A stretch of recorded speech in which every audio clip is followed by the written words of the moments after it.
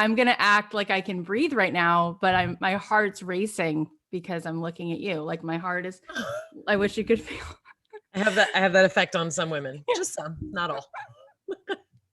And it's amazing to me actually, because we've done 400 episodes and I've gotten to interview Matthew McConaughey and Rob Lowe and like you, like I get starstruck, like I can't breathe. Thank you. Here's why. Let me tell you why. Tell me why. Because, well, first of all, I'm 41, so I grew up with you. And second of all, because you're so kind.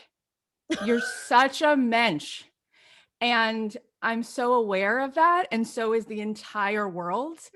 Anyone who knows not you. Not all the world, but a lot of the world. Anyone who knows you knows that it's your character, that Thank like you. that's to be something that people would feel so thank you. I'm by no means perfect, still a work in progress, and I'm sure my boyfriend would have some choice words for you right now, but I do try and be kind. That's true. Kind, and we're going to get to it for sure, your podcast, but just really making space for people, like really rolling out the welcome mat, like, hey, let's have a sit down and let's make sure that you feel safe. And that's just so unique. So yeah, I adore you and I'm so inspired by you. And as I'm talking, I'm actually able to breathe a little bit better now. So I think we can start. I'm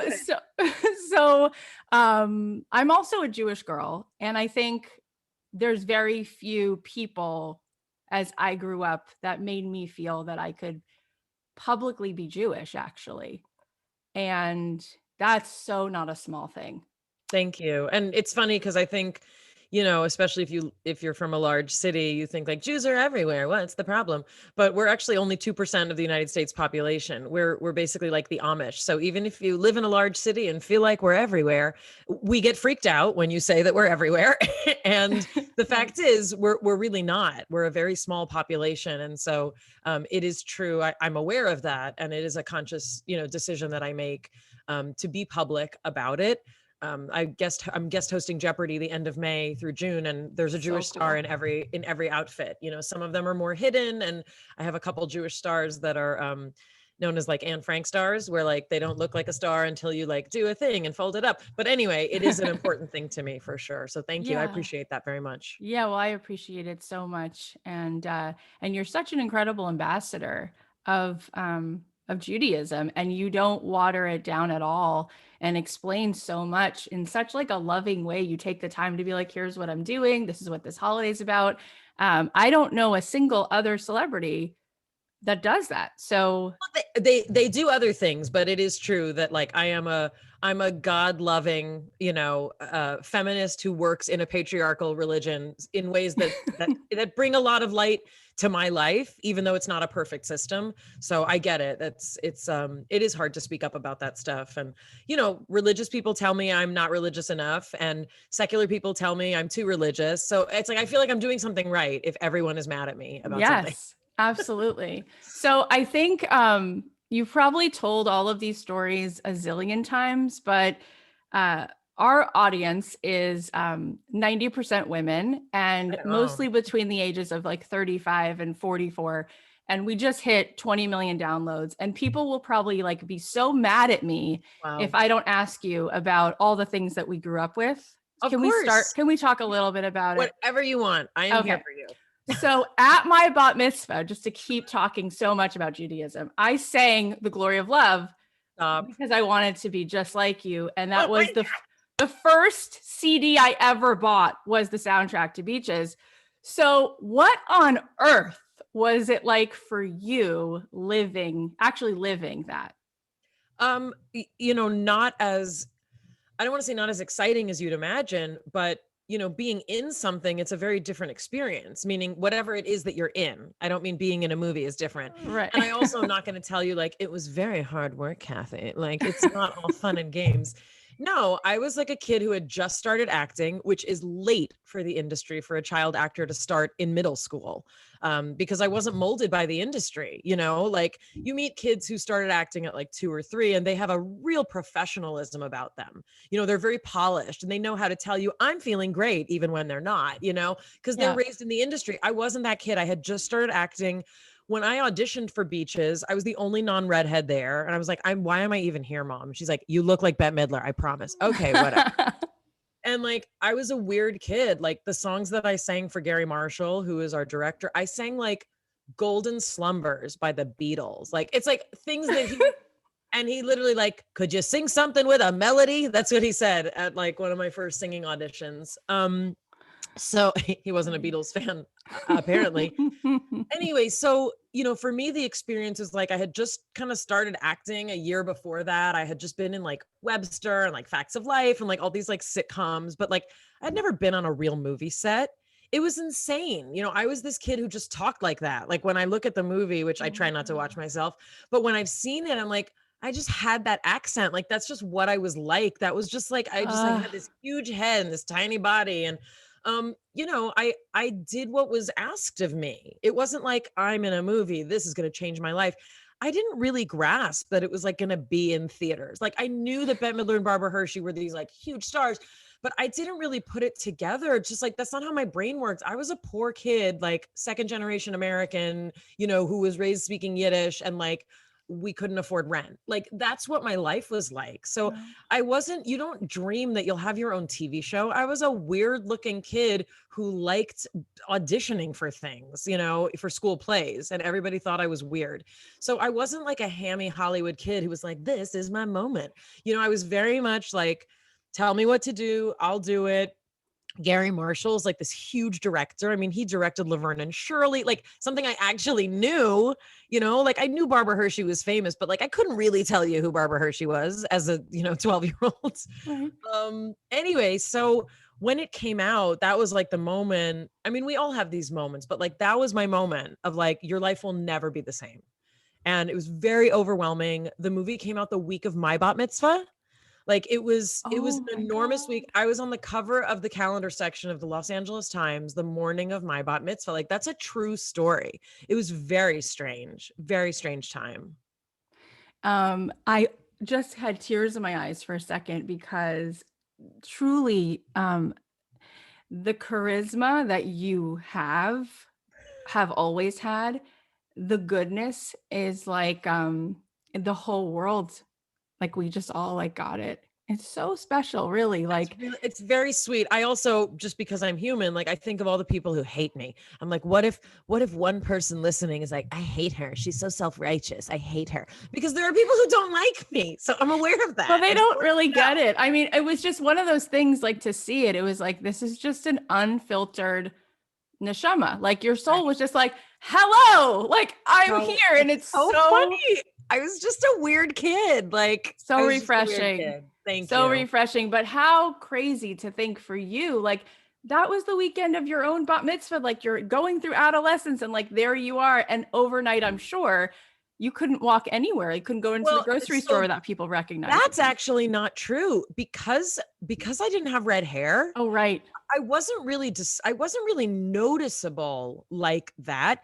If you kind of spent time with me, meaning like, when I went to like Jewish summer camp, or it was actually like weekends during the year, we couldn't afford summer camp. But anyway, those kids, like word would get around, like she was that girl in Beaches. And so then it was, but otherwise, no, I was still going out and about. Usually my voice is kind of like what made people recognize me, which still happens now. When people hear my voice, even on the phone, sometimes people recognize me, which is not weird at all.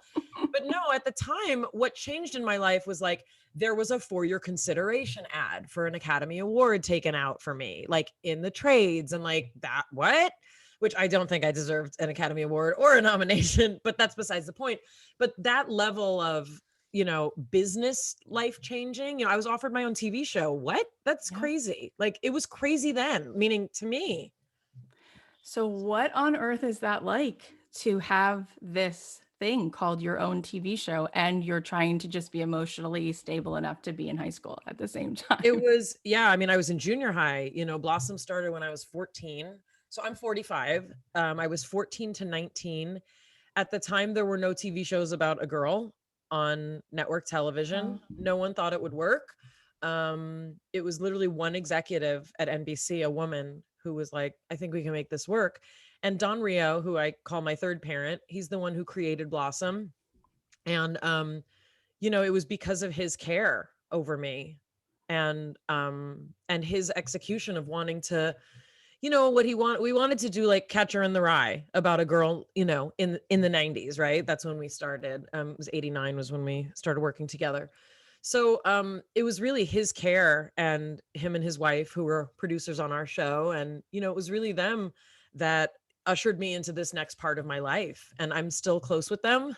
I still consider Don, my third parent, because he created me. It's like, I think of the golem, I think in Jewish terms of it, that like, and not that I'm saving Jews from pogroms, but just that notion of like, you can be crafted by other people, to a large extent, and you fill in the details of who you are. But yeah, I was made into this other representation of me. And like in your head, you're always that poor kid, like growing up, like that's how I operated, and over the next 5 years of my life on Blossom, yeah, I went through all the things that teenagers go through. I was a very late bloomer, which I think was good.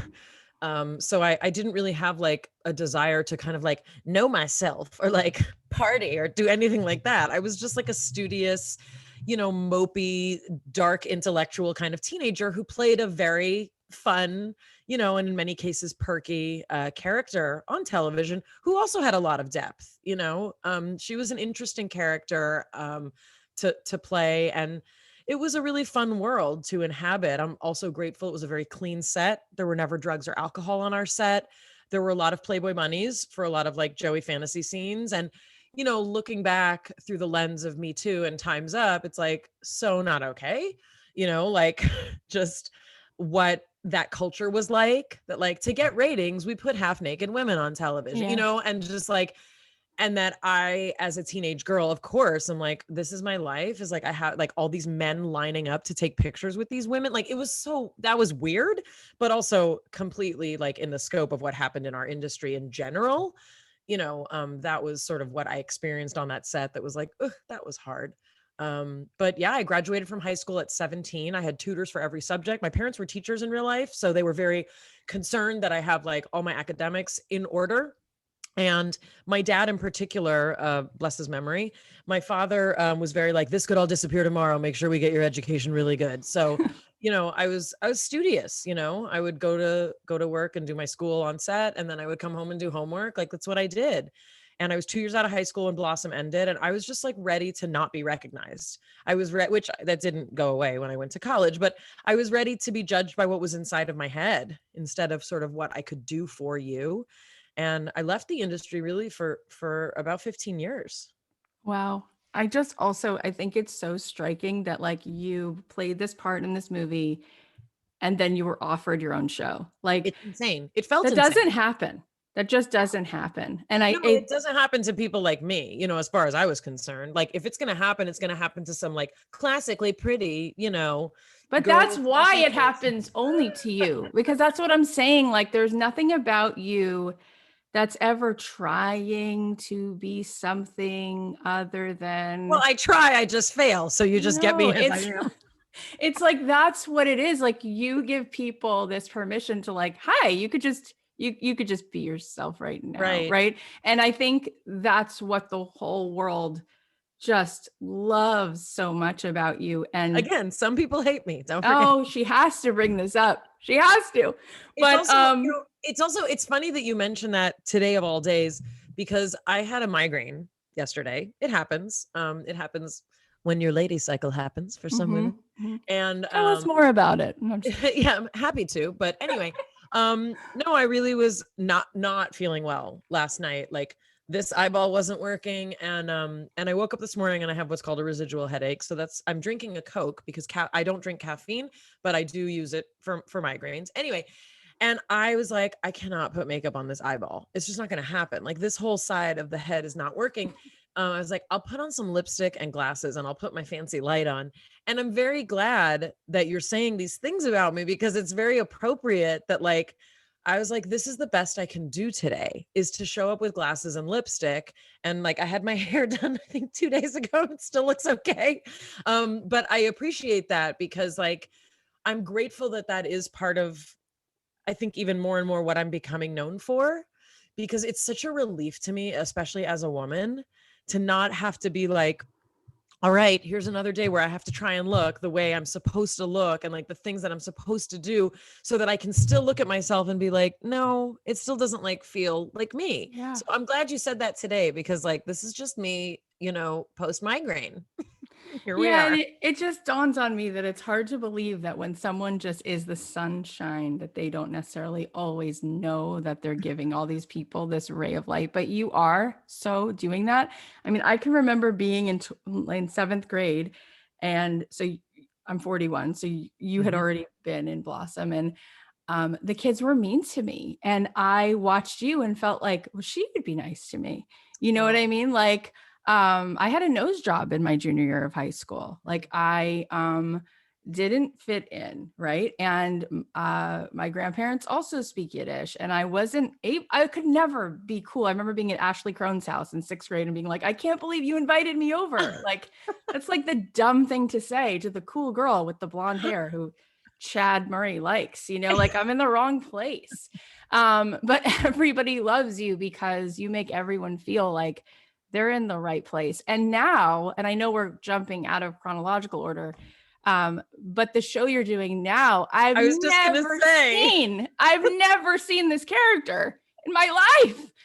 Tell me about this character and call me Kat. And then we'll go back, because we obviously missed a big chunk here. That's a perfect segue though, because like what you were describing is like, there's so many women like that. I mean, there's men like that too, but for sure we're not used to seeing women like that.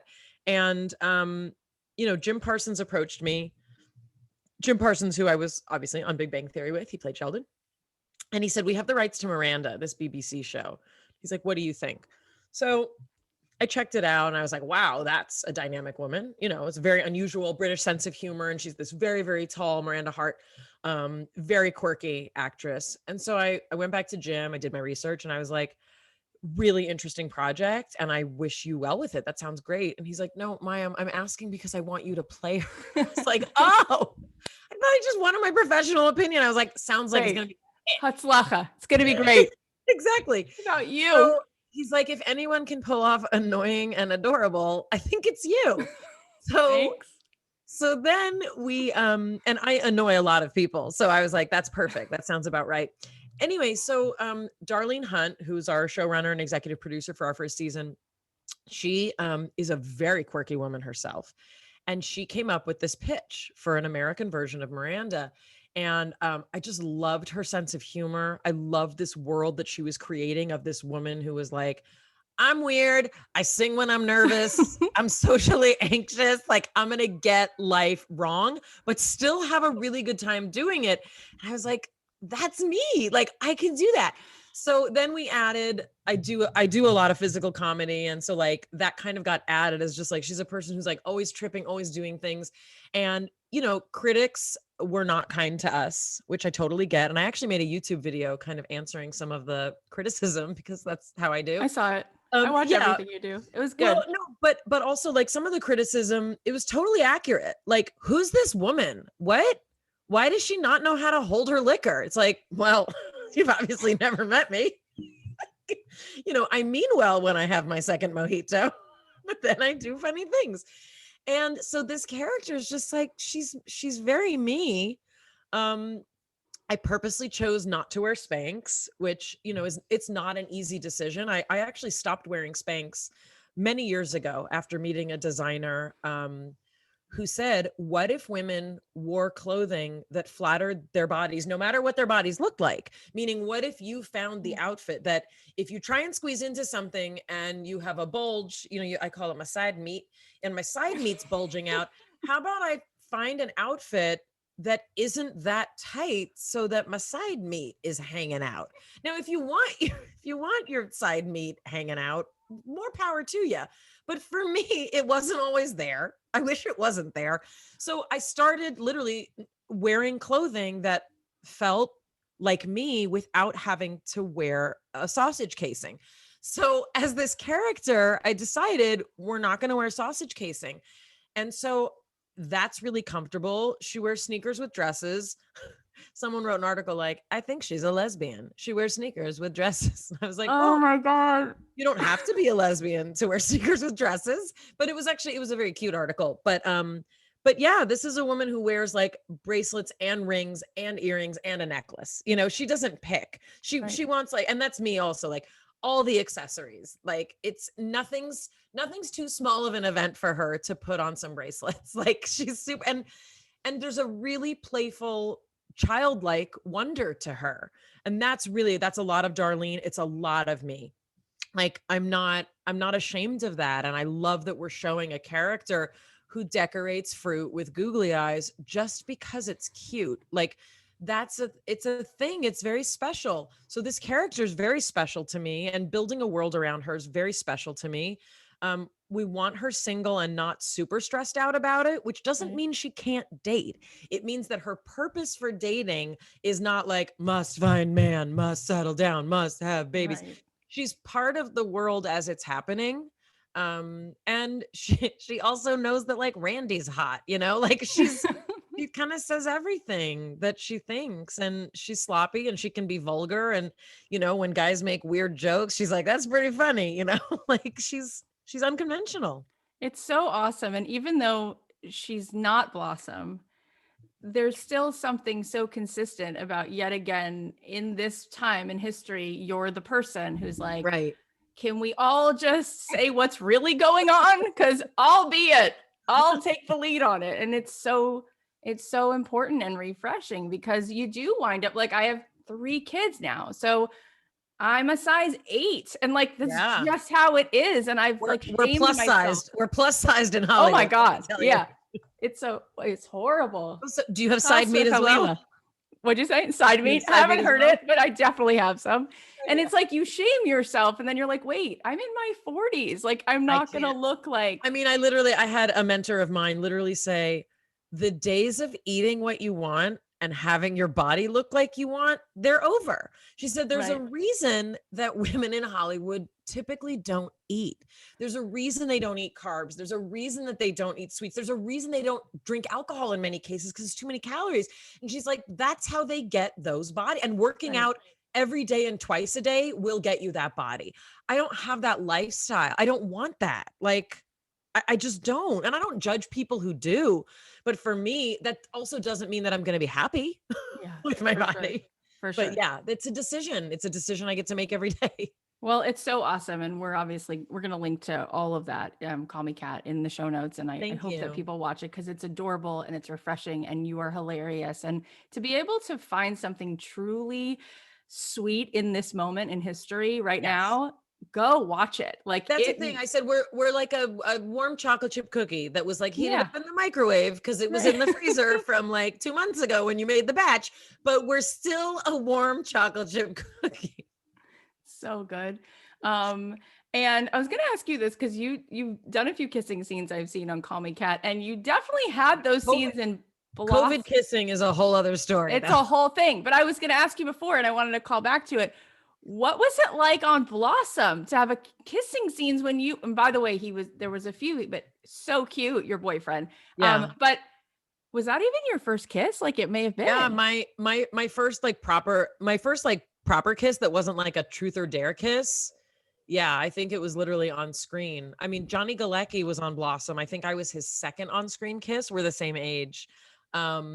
Yeah, it was very weird. I mean, I didn't really have a proper boyfriend till really towards the end of Blossom. Like, I wasn't dating. That wasn't happening. It wasn't like, you know, very few teenage boys were like, this girl's very interesting to me. Like, no one was thinking that. The people were definitely thinking that. And then I remember going into the Limited 2 when that was a thing, and trying to find the skirt that looked like the tie skirt that you wore. Yes, that was my mother's idea, and that was handmade, the tie skirt. Yeah. Handmade, of course. I know. I tried to find really it everywhere. it was just old ties.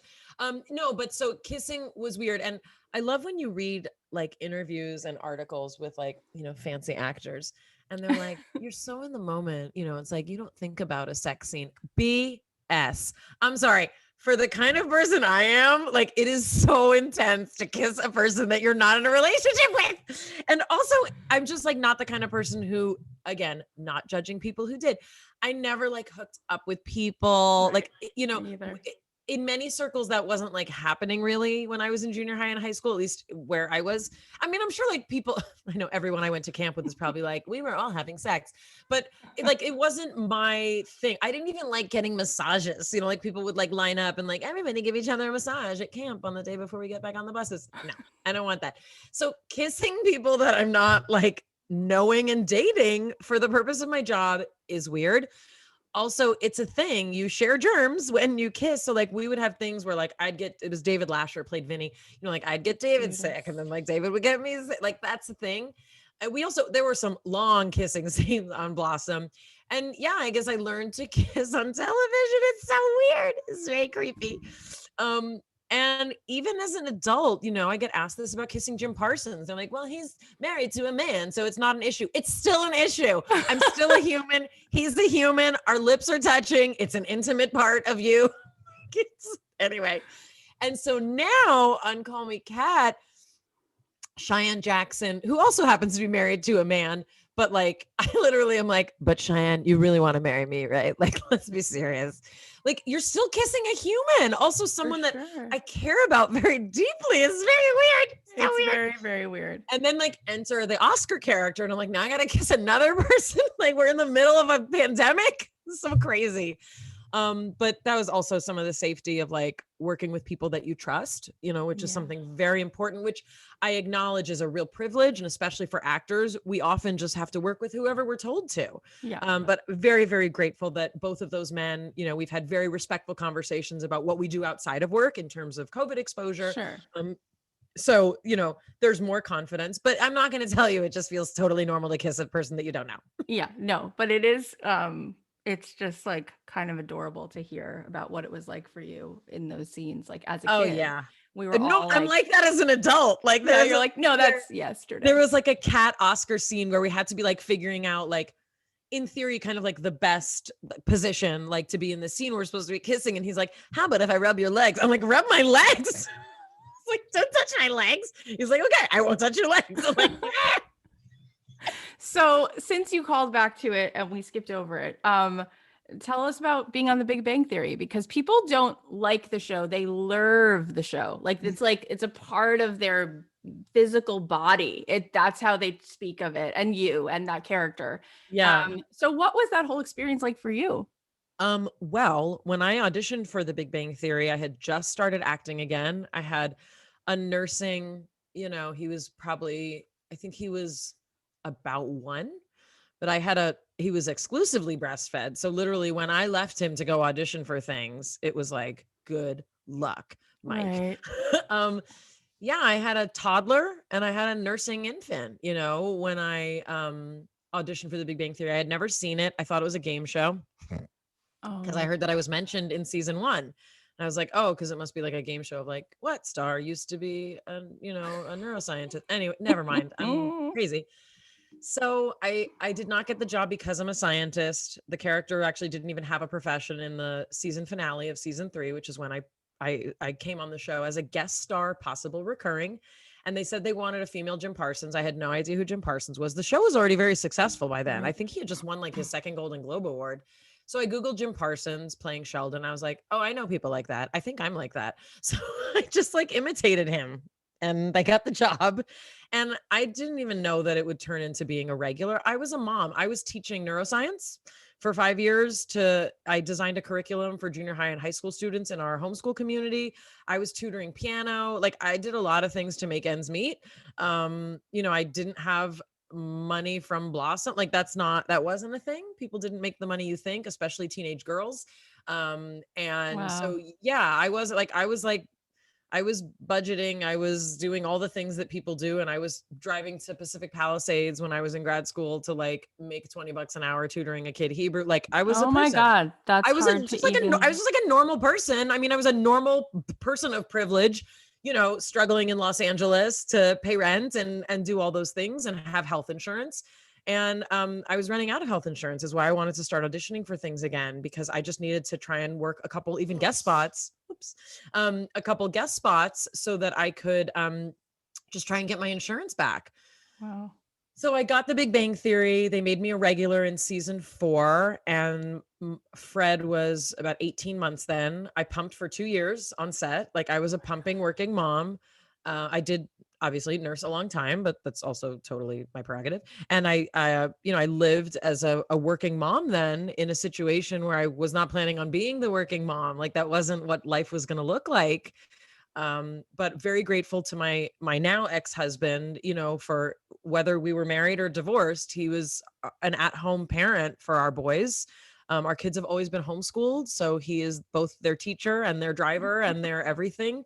And that's how our family works. We don't use nannies, never have. I clean my own toilets. Like, that's what our life is like. So during all those years of Big Bang Theory, I was going through that. I went through a divorce. My father died, which is very, very significant in my life. That was 6 years ago. So yeah, that was Big Bang Theory. And like 9 years later, I woke up and it was over, and here we are. Like, literally, it felt as miraculous as Beaches. It felt as miraculous as Blossom. It's very strange to me that I've been on, 2 sitcoms, now 3. I can't explain it. It's very strange. It's really like hard to even like hold all of those things at one time, like So many things. mom, nursing, and homeschooling the kids, and the fact that like now you're a star again on a hit show, and then there's a divorce, and then I know how close you've been with your dad. You always Yep. were like at basketball games with your dad, always talking Yeah. about your dad, and that to go through all of that while still making people laugh, while still going to the Emmys, all of that. Yeah. And actually, that's something, when people are like, what's your favorite moment from Big Bang Theory? And it's like, it's what no one saw. It's what it was like to go through all of our life events that nobody gets to know about. And some of the things we went through became public. Kaylee in particular, like, we were her sister. We were her, her support, and she was mine, and everybody was each other's support for everything that we all went through in those years. And those are the things that nobody knows about, like what we all went through. We had lives. And I actually had Kunal, who played Raj, on my podcast, and like to hear the things that he was going through, like things that I didn't even realize. And I literally was like 2 doors down from him, for 9 years. And I don't mean to be like, celebrities have a hard time too, but what I mean is like everyone's living their human experience, and then we're put into whatever situation we're living our human experience in. And sure, having money and being a celebrity, we have access to different resources and different help. I'm grateful that when I need therapy, which is always, I can afford that. I have access to that, but we're still all just humans. I promise. Yeah. And I recently saw you on Drew Barrymore's show, and she was just thanking Oh you my for this. gosh. That was beautiful. She was so emotional. She was so emotional. And she's like, my son was on the corner kicking me. And her the shins. I had this moment, and then I was listening to you, and I thought to myself, gosh, I've never seen this before. Like, look at Mayim again, like breaking that fourth wall, like making it safe for people who cried. Drew Barrymore cried. She cried at me, and I received it. Yeah, she cried at you. She definitely cried at you. And so let's talk about this podcast, because I have heard that when people listen to podcasts, they're more likely to now add another one. So you guys should all be listening to Mayim Bialik's breakdown. It's incredible. I try to listen to every single one and watch them, actually, because you have the video version as well. We now have episodes with my mom. They're called Bevisodes. They're terrifying. We dropped the first one just yesterday. Oh, prepare yourself. Oh my God, this is a has to be done moment. Bev.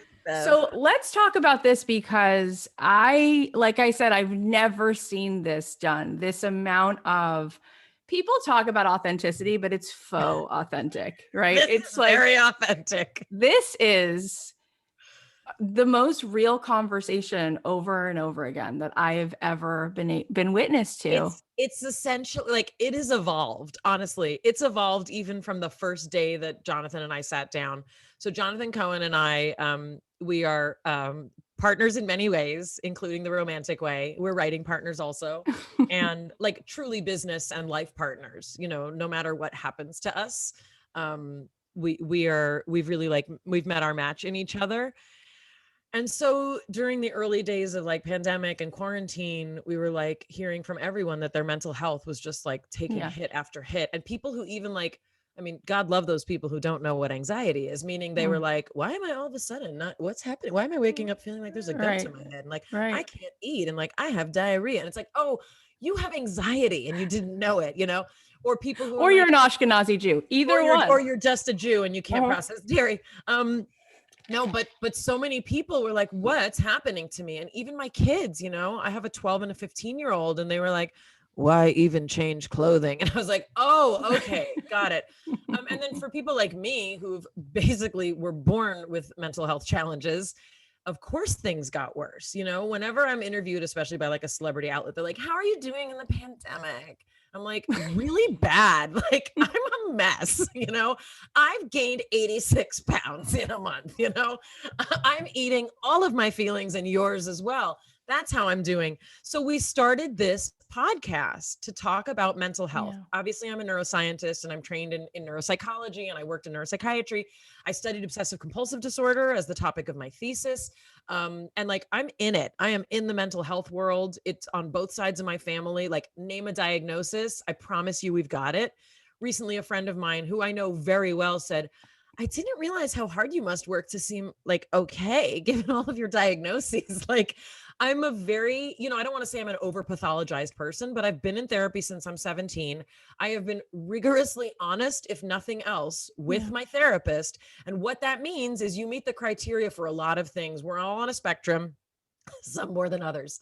So this podcast is breaking down kind of definitions about mental health. A lot of people don't even know the difference between a panic attack and anxiety attack. So we talk about things like that. We talk to people who are experts in the field or experts in their own mental health struggle, meaning they're just humans. And yes, many of them are famous.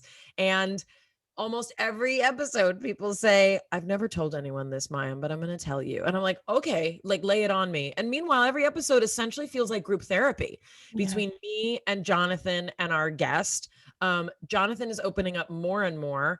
And, you know, he's a Canadian, so they tend to be just very polite and nice and everything's great with their cute little accents. But it's definitely getting a lot more, you know, personal for him as well. And it's been unbelievable, but it is very emotional. And I don't mean that it's like, listen to Mayim Bialik cry. I well up a lot because I'm an HSP, highly sensitive person. Yeah. It's a thing. I recently read a book that changed my life. I don't know if you've ever read it. Maybe you have. Janine Roth's book, Women, Food, and God. Oh, yes, I've read it. I've recommended it to so many people. And I highlighted the entire thing almost. And basically my takeaway from it, which is what I think you're doing with your podcast, is where she's basically saying that the medicine for the pain is the pain. Like, make space to feel whatever that is. Like, it's not the feeling, it's the story we create around the feeling that's totally suffocating us. And that is true true for money. It's true for food. It's true for sex. It's true for just about everything. But for me, those are the big three. And I don't just mean sex. I mean intimacy. Yeah. If you want to find out why you're using, stop using. So if your drug of choice is shopping, stop shopping and see what happens. If your drug of choice is food, either shoving it down or getting it out, stop doing that and see what happens. If your drug is men or women, you know, if your drug is relationships or intrigue or like texting and seeing if you can get a rise out of someone, stop doing that and see what happens. Smoking, weed, whatever it is. I mean, this has literally been like my thesis, even religion, you know, meaning if you're a fundamentalist, if you know, take it away and see what feelings happen. Hint, they don't feel good. That's why you were using.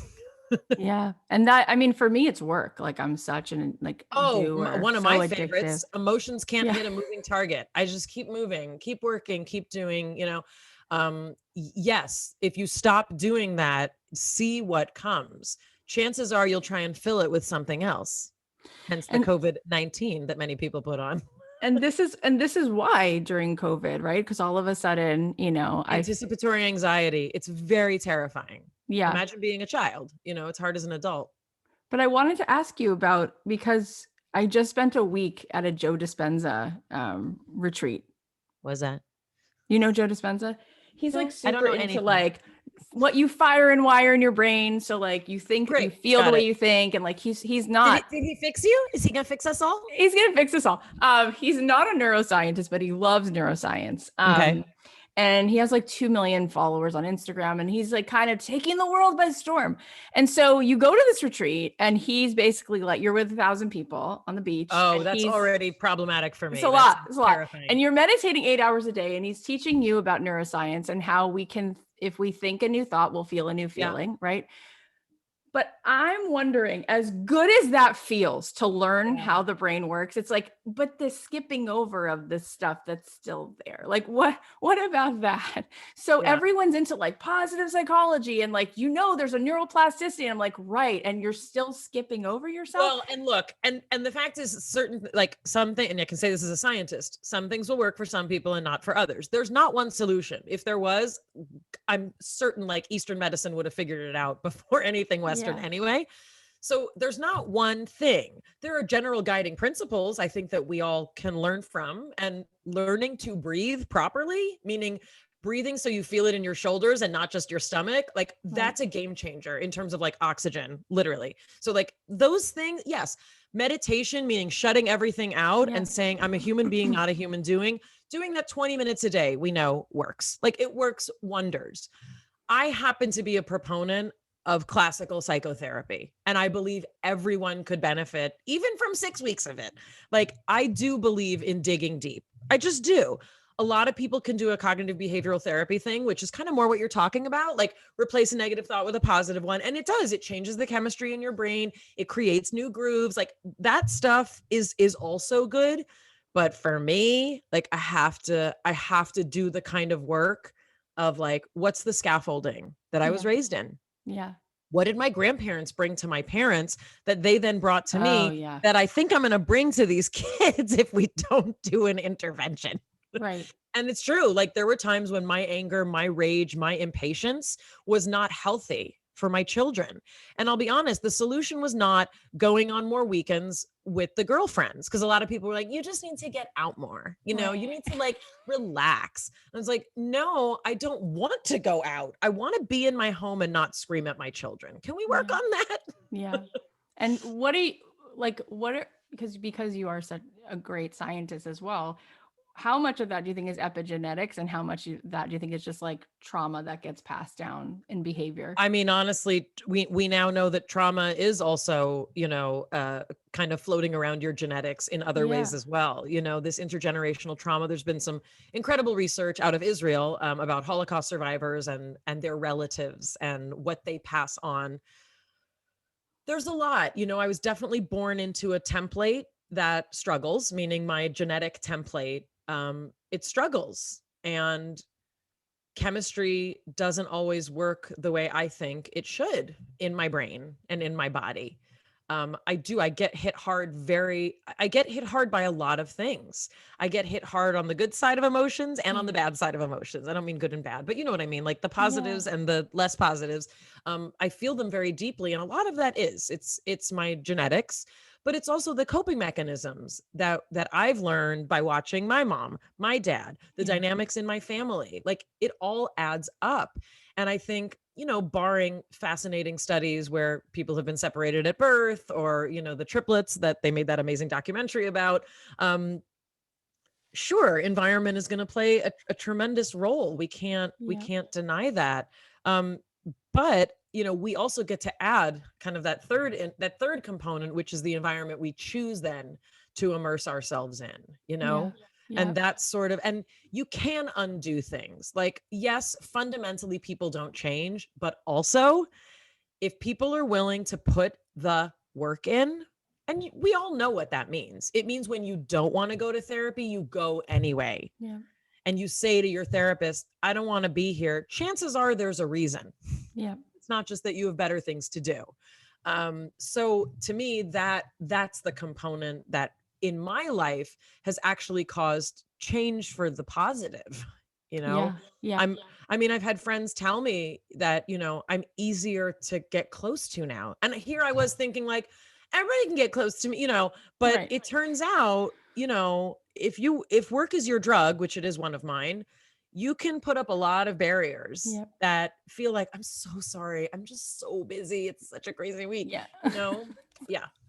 Yeah, it's interesting because my mother-in-law just passed away just Sorry. a few weeks ago. And Oh, my husband said to the rabbi, "Oh, but because it's COVID, can I skip Shiva?" Because he hates talking about his sadness. And his yeah. dad died in 1987. So since 1987, he's been worried that his mom would die, and then she did.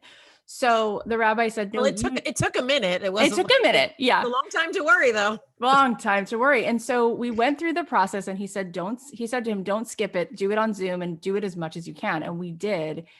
And it was so important that he rolled out the welcome mat and was like, "This is those tears that are really intense." And he said, "I Yeah. didn't even do this for my dad. Like, we skipped over it with like, look at the butterflies, which didn't actually serve him." And so we just witnessed that as a couple and as a family. And it did more to strengthen our relationship.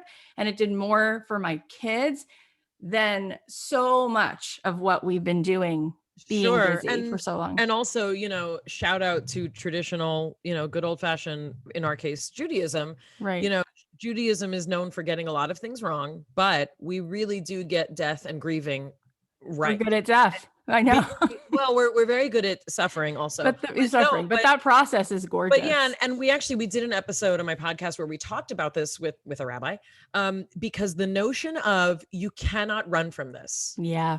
exactly when it's the most painful, i.e., the body just Mm, became the vessel, and now you have to be with 10 other people 3 times a day if you can. It's like, what? I don't want to see anyone. correct. Exactly. Yeah. Go see people. And, I said cottage for my father for a year.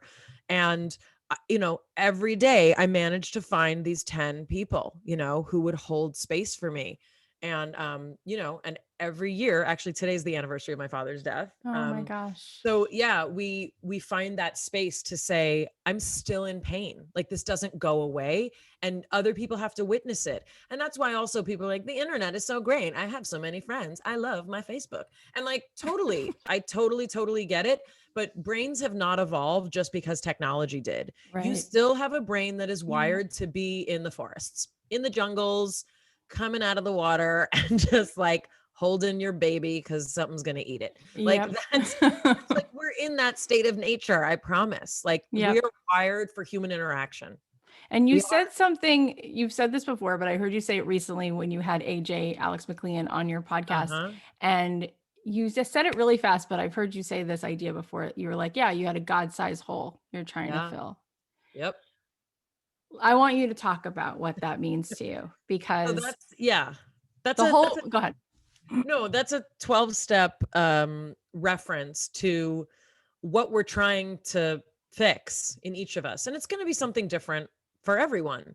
But that the whole, either in your soul, in your metaphysical soul, however you want to think about it, we can fill it with things. You can fill it with sex, you can fill it with alcohol, you can fill it with drugs, you can fill it with work, shopping.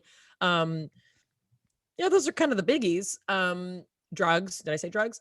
But what kind of a program mentality, which is a spiritual, kind of program mentality, is that whole is shaped like whatever you think God is. And that could be nature, it could be the kind of collective consciousness of your friends or your family, but that's what that whole is shaped like.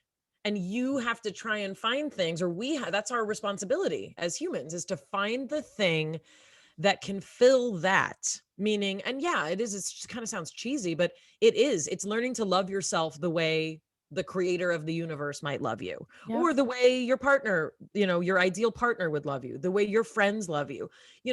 I once heard someone say, if people could hear the things that I say to myself, right, they would think I was in an abusive relationship with Yeah. myself. And I Yeah. heard someone say that. She was like, I would never speak to another human the way I talk to myself in my head. Like, it's like the worst things. Like, what if we replace that, with the way something greater than us, would Yep. see us. And that's what that is. And to me, it doesn't matter if you're a diagnosed alcoholic, or if you're a video game addict, or whatever it is.